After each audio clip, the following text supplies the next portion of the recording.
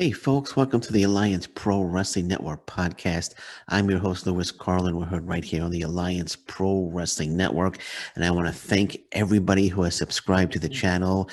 I really appreciate it. This channel is growing. It's slowly growing, but surely growing, and I really appreciate it. And if you haven't subscribed, if you're watching the channel, if you're enjoying what you see, please consider hitting that subscribe button. I would be very grateful. And now it's shout out time. It is shout out time. I want to shout out one of our subscribers. I would like to thank Ultimate Talk Show. Ultimate Talk Show, thank you very much for subscribing to the Alliance Pro Wrestling Network YouTube channel. I really appreciate it. Ultimate Talk Show, thank you very much.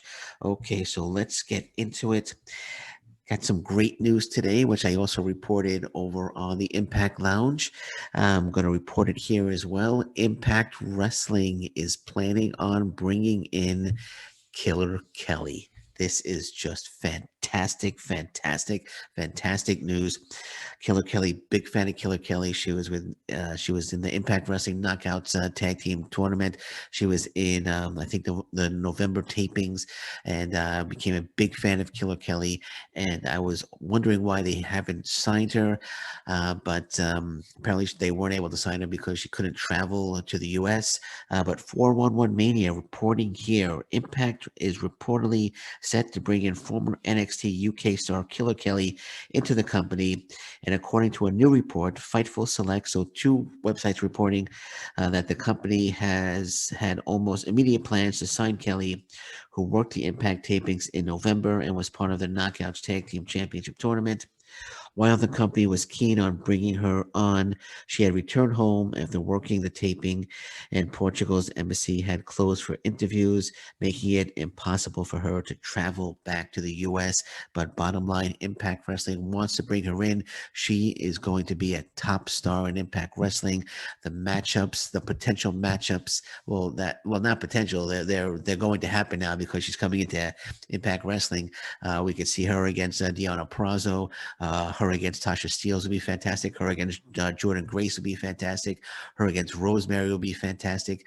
She would just be she's incredible talent, and I'm so happy, so happy that Killer Kelly will be coming on board and will be part of the Impact Wrestling roster.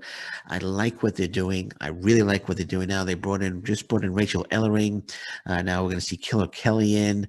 We're seeing new faces as well. So I think they're kind of getting the idea that, hey, we got to bring in some new talent, some new fresh faces. We're seeing a lot of it lately. I know El Fantasma was on last night, and he took on I forgot it's a new talent he had three initials. I can't remember the initials, so I apologize.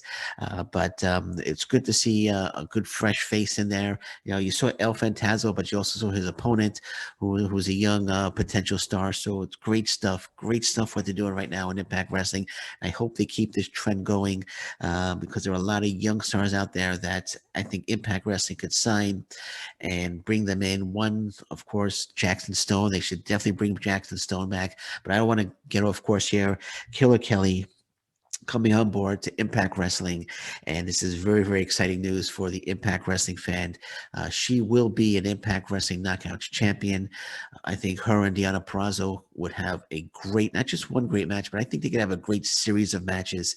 She would be a top opponent for Deonna Purrazzo almost immediately, and I can't wait. There's no timetable as to when she's coming in. They don't have a debut date, but bottom line is expect to see Killer Kelly in Impact Wrestling.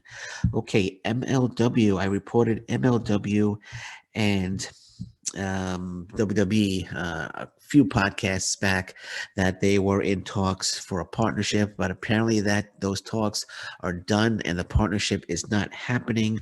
Ringside News reporting WWE NXT brand has a lot of stars and only 2 hours a week to show them on television. There was a thought that MLW could provide them with an opportunity to get some exposure, but those talks are reportedly over.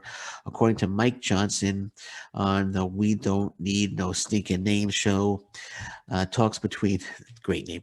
Talks between WWE and MLW died before WrestleMania. Now, I was a little skeptical when I read this because it said Mike Johnson of We Don't Need No Stinking Name show, and there's a link. But when I clicked on the link, it took me to PW Insider. So apparently, Mike Johnson works for PW Insider.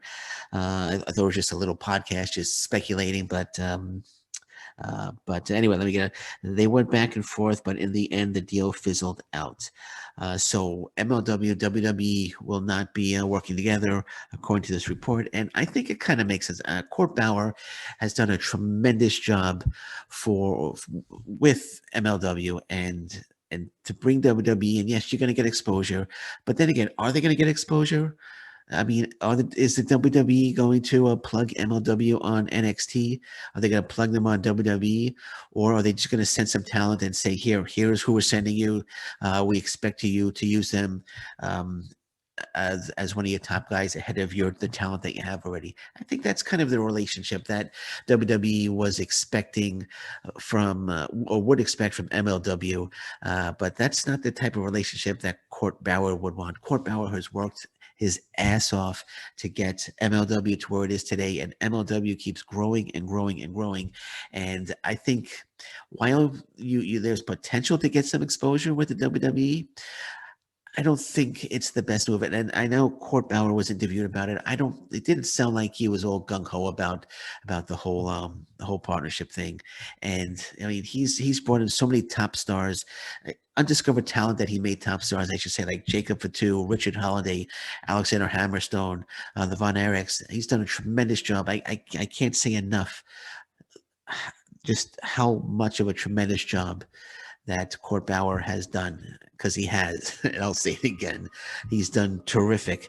And I don't think this partnership would really benefit MLW to a point where it's going to get them more exposure, because like I said, I don't think WWE we're not going to see MLW stars showing up on WWE. I think this whole partnership was just the WWE, puffing out their chest and saying, we're the WWE, you're MLW, and we'll send you some NXT stars that we're not using, and you put them on your television show, right? And WWE would expect MLW to give them top billing and stuff like that, and it just seemed like there wasn't much of a return there for MLW. So talks have fizzled out, and MLW has nothing to worry about. They're growing every day. And I think it's the right move. I love how Court Bauer just doesn't jump. I mean, just because the WWE called him, he just doesn't jump at that. He's thinking what's best for MLW.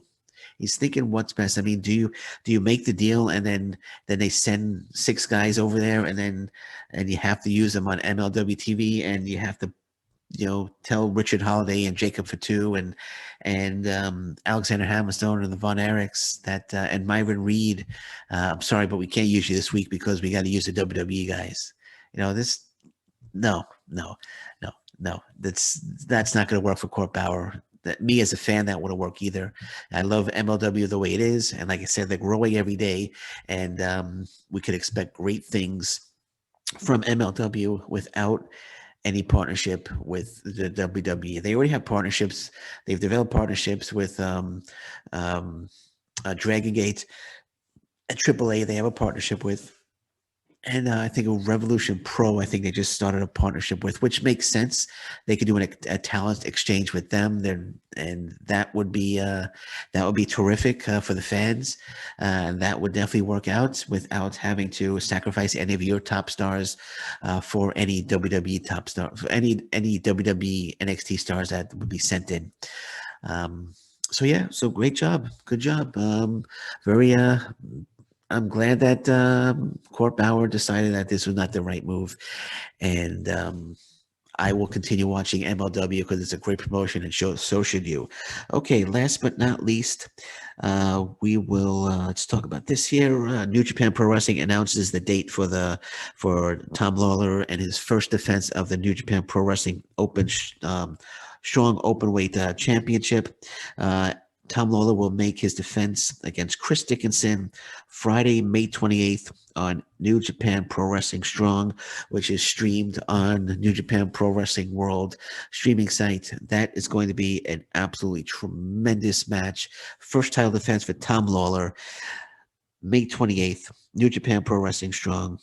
Great match. If you have New Japan Pro Wrestling World, don't miss this match. It's going to be absolutely fantastic. Personally, I think Tom Lawlor is going to retain. I don't think he's going to lose the title right away.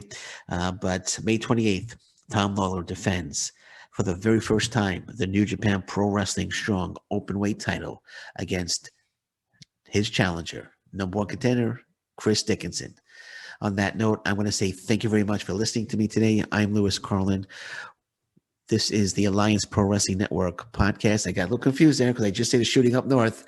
I almost said Shooting Up North, but this is the Alliance Pro Wrestling Network podcast. We're heard right here on the Alliance Pro Wrestling Network. And until next time, thank you very much. Take care. Bye-bye. And stay safe, everyone. So long. Bye-bye.